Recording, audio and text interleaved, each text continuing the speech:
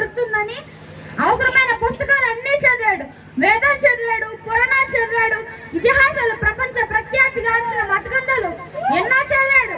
Philosophy, science, economy ఏది వదిలిపెట్టుకొని చదివాడు. బరోడా రాజు నుంచి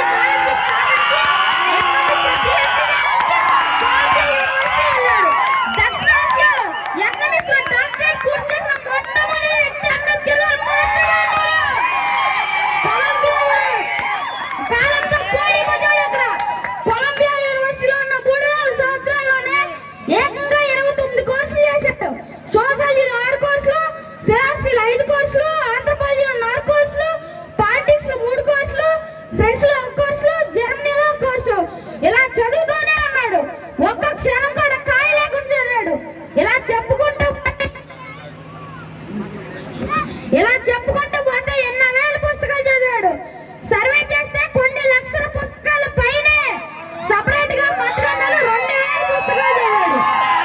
193 దేశాలు అంబేద్కర్ గారిని ప్రపంచ మేధావిగా గుర్తించినాయి. కానీ మన దేశంలో అంబేద్కర్ గారిని ఒక దళితుగానే చూస్తున్నారు. ఒక కులానికి అంటగట్టేశారు. అంబేద్కర్ గారు మనందరం వాడు. ప్రపంచంలో ఉండే అన్ని మతాలను 21 సంవత్సరాల పాటు అధ్యయనం చేశాడు. మనుషులంతా సమానమని తలంచి అందరి మతమే నా మతం అని ప్రకటించాడు. ఈ రాజ్యాంగం రాయడానికి ముందు మన దేశంలో మనధర్మ శాస్త్రం అనే గ్రంథం ఉండేది. మన దేశంలో ఉండే కుల వ్యవస్థ అన్ని సమస్యలకు కారణమని తలంచి మనధర్మ శాస్త్రం అనే అరాచక గ్రంథాన్ని నడి రోడ్డు మీద బహిరంగంగా తగలబెట్టాడు.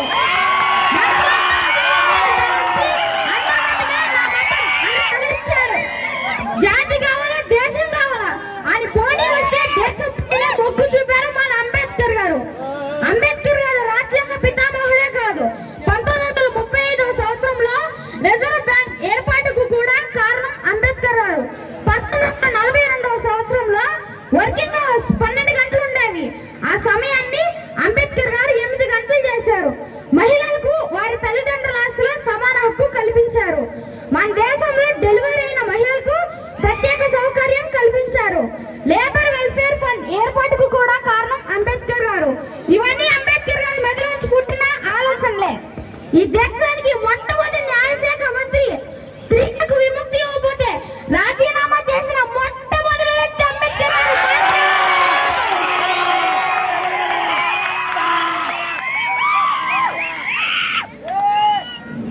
ఆర్టికల్ 14 గురించి చెప్తాను. చట్టం ముందు అందరు సమానులే. ఇది కేవలం ఒక వాక్యం కాదు, కోట్లాది మంది భారతీయుల ఆత్మ గౌరవం. కులం చూసి గౌరవించే రోజులకు కాలం చెల్లిందని, గుణం చూసి హక్కులు కల్పించాలని రాజ్యాంగం బాబాసాహెబ్ రాసిన ఈ అస్త్రమే ఆర్టికల్ 14. ఆర్టికల్ 14 మనకు 2 బలమైన ఆయుధాలను ఇచ్చింది. ఒకటి, చట్టం ముందు సమానత్వం. రాజైన పేదవాడైన చట్టం దృష్టిలో ఒక్కటే. చట్టం ద్వారా సమాన ప్రజలందరికీ రక్షణ పొందే హక్కు ఉంది. మరొక విషయం, ఇక్కడ వచ్చిన కొంతమందికి నీలి రంగు జెండా గురించి తెలుసు. తెలియని వారి గురించి చెప్తున్నా. ఈ నీలి రంగు జెండా కేవలం ఒక గుడ్డ ముక్క కాదు, కోట్లాది మంది ఆశయం. ఆకాశమంతా విశాలమైన బాబాసాహెబ్ ఆలోచనలకు ఇది ప్రతిరూపం. ఈ జెండా నీలంగా ఎందుకు ఉంటుందో తెలుసా? పైన కూడా మన నీలి జెండా కింద ఉన్నామని గుర్తుంచుకోవడానికి.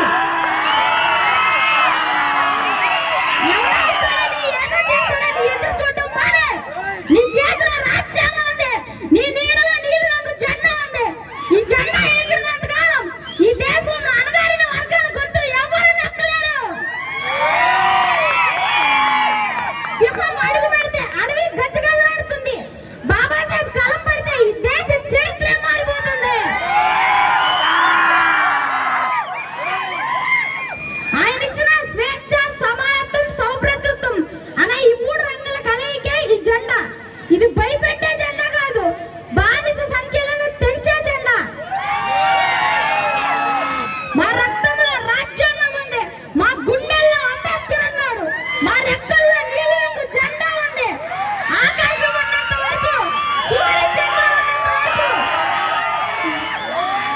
ఆకాశం ఉన్నంత వరకు, సూర్యచంద్రులు ఉన్నంత వరకు ఈ జెండా రెపరెపలాడుతూనే ఉంటుంది. నీలి రంగు జెండా శాంతికి మరియు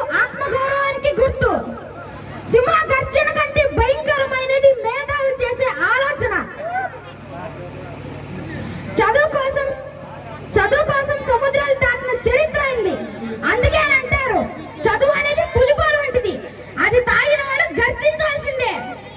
అణచివేత ఎక్కడుంటుందో అక్కడ తిరుగుబాటు ఉంటుంది. ఆ తిరుగుబాటుకు అక్షరాన్ని ఆయుధంగా మార్చి కోట్లాది మందికి బతికినిచ్చిన మేధావి మన అంబేద్కర్. కులం పునాదుల మీద ఒక జాతిని కానీ నీతిని కానీ నిర్మించలేమని చాటి చెప్పిన విప్లవ గలం ఆయన మేధస్సు. సింహాసనం ఎక్కడానికి కత్తులు అవసరం లేదు, అపారమైన జ్ఞానం ఉంటే చాలని నిరూపించిన మేధావి మన అంబేద్కర్.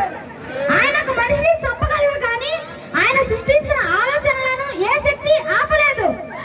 అంబేద్కర్ గారు కొందరివాడు కాదు, అందరివాడు. అందరికీ జై భీమ్.